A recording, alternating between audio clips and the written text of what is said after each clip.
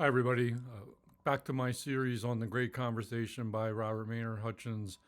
And I'd like to do some summary and commentary on the first chapter, The Tradition of the West. In his first chapter of this essay, Hutchins claims that the Western tradition is distinctive in its emphasis on dialogue and inquiry. And this is what he calls the Great Conversation. I wonder if this is too exceptional a take on the uniqueness of the West.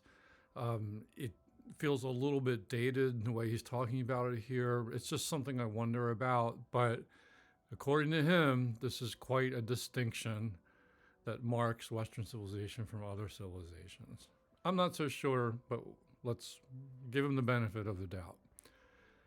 As he puts it, nothing is to remain undiscussed. Everybody is to speak his mind. No proposition is to be left unexamined. I think of Socrates and that famous quote, the unexamined life is not worth living. In fact, for Hutchins, the Western ideal is the conversation itself. It's that fundamental in his opinion. We talk about things. The dialectic, the dialogue, the back and forth. That's how we produce knowledge. And this conversation is embodied in the great books. And these books are exemplars of the fine and liberal arts. They lift us above the commonplace. And through them, as he says, the ordinary world is transfigured and seen through the eyes of wisdom and genius. Next, he turns to how the great books served as an instrument of liberal education. And the aim of liberal education is human excellence, both private and public. He says liberal education regards man as an ends, not as a means, and it regards the ends of life and not the means to it. Other types of education or training treat men as means to some other end, or are at best concerned with the means of life, with earning a living, and not with its ends. So for him, the substance of liberal education is really sort of three things that he goes into: the recognition of basic problems, the knowledge of distinctions and interrelations in subject matter, and the comprehension of ideas. The liberally educated individual learns to clarify problems and establish methods for studying and solving them. They learn to grasp the ideas that are relevant to the basic problems.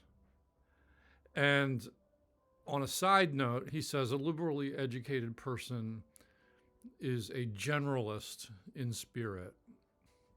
He's going to have more things to say about this later in the essay. But the liberally educated person can straddle the world of ideas and the world of practical affairs. So how do you become liberally educated? Well, the method is learning to read, to write, speak, listen, understand, and think, to reckon, measure, and manipulate matter, quantity, and motion, to predict, produce, and exchange. That's a quote from the essay. And we learn the liberal arts in order to become as fully human as we can. In a way, it's like realizing your human potential. This is the method to get there.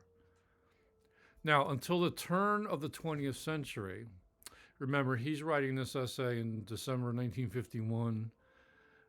He goes back about 50 years. He says the liberal arts before the turn of the 20th century was the standard of education in the West.